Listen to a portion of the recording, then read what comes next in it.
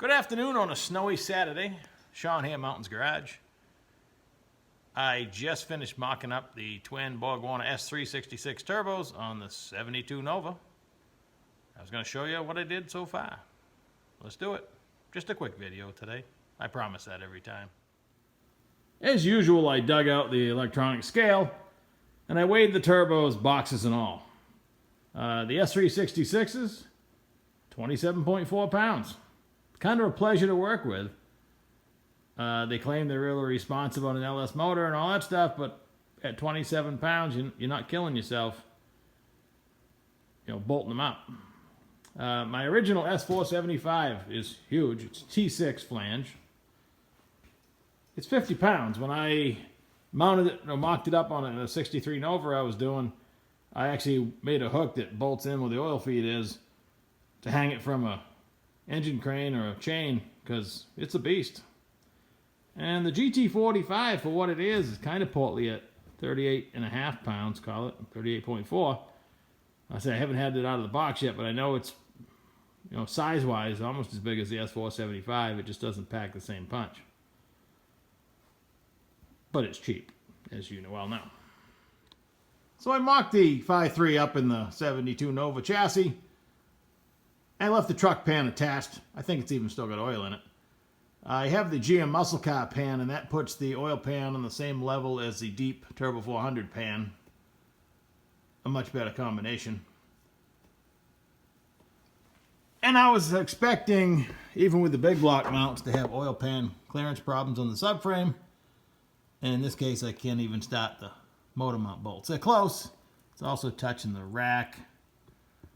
But those square bosses on the LS are typically in the way of a lot of things, and they grind off pretty easy. So that would be easily solved. But I can't get a bolt in either side. Not that I would, because the pan clearance is too much. When I LS swapped the other Nova I did, with the big block mounts, the motor was a little higher, and I was able to put spaces between the metal solid motor mount and the adapter bracket. And it worked pretty good. Gave me just enough room.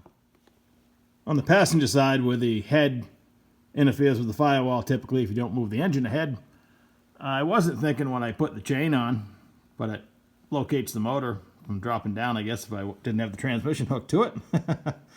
I'm trying to maintain enough room to run the flex plate shield, the metal one. It's a inch and a half, 2 inches wide. I had one to mock up, but I just traded it off the other night, so I've ordered another one. I'm pretty sure I'm not a fan of this style adapter and mount anyway. I don't want to do like I did on the Model A and change the frame mount to something custom, because then you're kind of stuck custom all the time. I wouldn't mind being able to bolt another engine in here with traditional parts. So I'll probably do what I normally prefer, and I'm going to make my own mount to hook to the frame mount. And I'll move the engine up a 1/4 inch or so just to make sure I have pan clearance, and that won't affect a whole lot. Maybe even a 1/2 inch. On this side, I'm still trying to maintain having trouble focusing here because of stuff in the way. Room for the flex plate shield, and I can go forward or backwards with the motor 1 inch or so when the time comes. Again, we're just mocking up stuff today. Was shocked in 2 ways. One, the headers are actually going to work for what I'm doing, but they're made to go up and forward, just like this. They are the porous fitting headers as far as bolting to the head. I can't even get all the bolts in the head, so it'll be interesting when I get them back on the bench to line the gasket up with them to see where the problem is. Hopefully it's just the outer holes, but typical, junk. They did on a couple of the spark plug. Well, that was pretty close. It needed to be scalloped. Make a little half moon scallop. Have more plug wire clearance. This one's pretty good. Minor. I mean, there's plenty of plug wire clearance. Just go out and around. So I'm cool with that. The turbos themselves, the elbows where they swivel makes it really handy, because of course they're not mirror image turbos. So one's going to be technically higher than the other. The actual exhaust housing anyway, but it's plenty of room for me to run a nice beefy exhaust down through a giant hole. I mean, that's easy. And the way the car's set up, I'm probably going to run maybe an oval tailpipe back there where the lift arm is before the tire. And when you do burnouts, it blows the smoke around. You know, rolling burnouts, not standing still.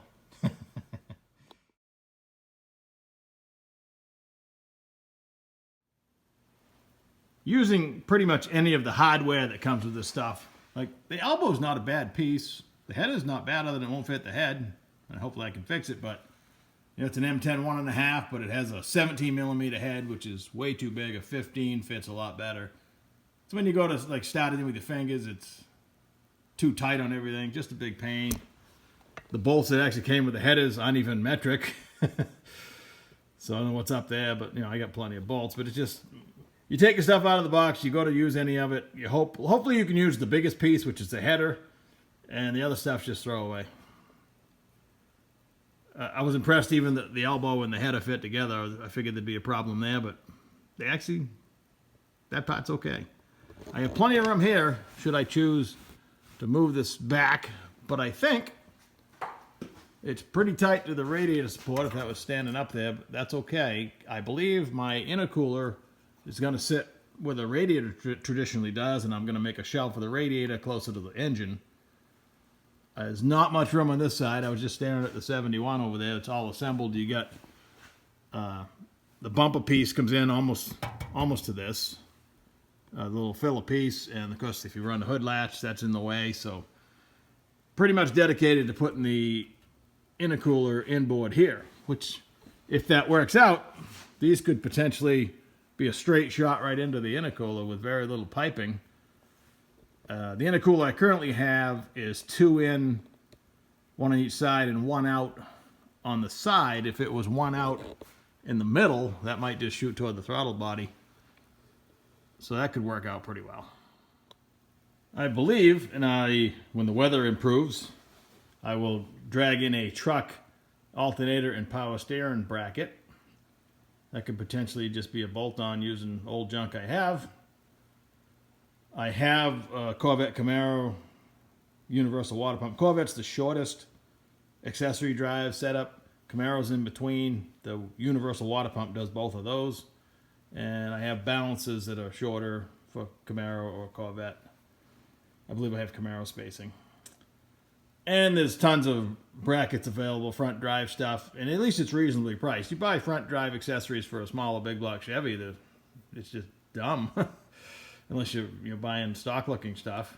But the LS stuff, like companies like ICT Billet, they really got you covered. You can put any combination you want. And I actually have a nice alternator, but it would be where that header is. But all in all, the headers, I'm impressed. They clear the suspension by a mile. I'm pretty sure even with a tall intake I can run a flat hood, which is always my goal. I have a cowl hood I just picked up the other day, but if I can run a flat hood, that's just better, in my opinion. So, this is all on the mock-up stage. Everything went exactly like I expected. Nothing fit. That's what I like. I guess if it all fell together, I would be suspect that something must be wrong. I originally bought these up and forward headers for the twin turbo Monte Carlo. I have a lot of parts left over from that I bought. Trying to streamline the process, and well, sometimes you just end up with extra parts. So in the back of my head, I wanted a twin turbo LS in this car. I think in the long run, I've already proven I can have a pair of S366s pretty much a wash for the S475. And with a single, you actually have extra plumbing in this case, because this is pretty much direct. A set of lightweight headers, if I can make it all work. It should be easy packaging. So I tried these headers in the Monte Carlo, and they laughed at me.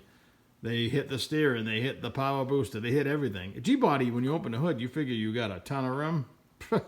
Nope. That car was a PIA. But with the up and forward, I mean, obviously, any steering I choose, it's a piece of cake. There's miles of room in there. That's going to be nice. Changing plugs won't be a problem. All things I look for when you're initially mocking up. This whole stage for me gets the juices flowing. It takes me forever to build a project, and I'm not a rich guy. I go 20 bucks at a time, so I'm already 3 or 4 years into this car, and this is the first time I've ever really worked on it because I'm just collecting a few parts. I'm still in favor of, I wish the rack was manual, but it's power. I think I can restrict it, and a lot of times I might be happy that it's power. I just don't want it twitchy. But with the rack, I don't have the steering linkage moving. And with any combination like this, I'm not running the track without a diaper. Engine diapers start at like $99. You'd be a fool to run without one. Because oil under the tires or liquid under the tires, they have a tendency to pressurize the cooling system too. Lift the head, pop out the freeze plug or something, and you're driving in water. So, with the rack, an engine, the center portion isn't moving, you can lay the diaper right on it and piece of cake. So, I believe I've now changed my mind, and I'm going to keep the rack in some form or fashion. They probably make a manual version, but I already have this one. I'll make it work. Exotic supercars go 200 miles an hour, and they run power steering, so I'll figure it out. I'm just sticking my tripod way up so you can get a bird's eye view. Not much to see, just a bunch of old greasy junk, but one piece at a time. So I got to go out and shovel some snow and think about the whole project. Where to go next? Lots of areas to tweak. Totally expected. Again, this was just for fun, mocking her up. So when I sit and think about it, I can decide what to do. Now that I think about it, I did make a custom motor mount that bolts to the engine. When I had the LS mocked up in that 63 Nova, it had a Mustang 2 clip, but I'll probably just cut that thing apart and make my own mount because it's mostly done. It's just kicking around here somewhere. I have to stop after I have to go shovel snow. I'm going to spend the rest of the weekend. It's dangerous in here. I've been trying to do that, and I'm tripping over stuff, and I can't move. All my fault. I'm the only one that works here. I had too much junk. So need to find a home for a lot of it. I don't want to get rid of anything. That's the problem. In fact, more stuff arriving daily. Boxes keep getting bigger. Well, I'll check in with you soon. We're coming up on almost a year. That's pretty exciting. I'm going to do a special video for that.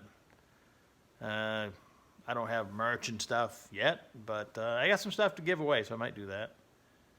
I'll catch you up. It's going to be, I got to look at my calendar from last year to see what, I think it was the first week in January when I started, and that's where we're at. So any day now, I'll figure out that it's been a year. We almost made our goal. It does, I get the analytics from the YouTube app, YouTube Studio, and over 80% of people don't subscribe. And it's okay to watch, but it doesn't cost anything to subscribe, and it sure does help out a lot of people, not just me. I subscribe to everybody I like. I even give myself 1 or 2 chances. If a channel's popular, I try to find out why, even if it's not immediately appealing. That's my do, because I don't watch TV anymore. I watch YouTube. I don't watch myself. Well, I critique myself. I haven't gotten any better. I'll cover all that in the 1-year anniversary video, but I just keep trying. But sometimes I watch a video and it takes me 2 or 3 shows or whatever you want to call them to find the goodness in it. That's just me. Sometimes I just don't like them. I move on. But it still doesn't cost anything to subscribe. That was my point. So please do. Like, share, all that stuff. I'll catch you next time. Thanks again.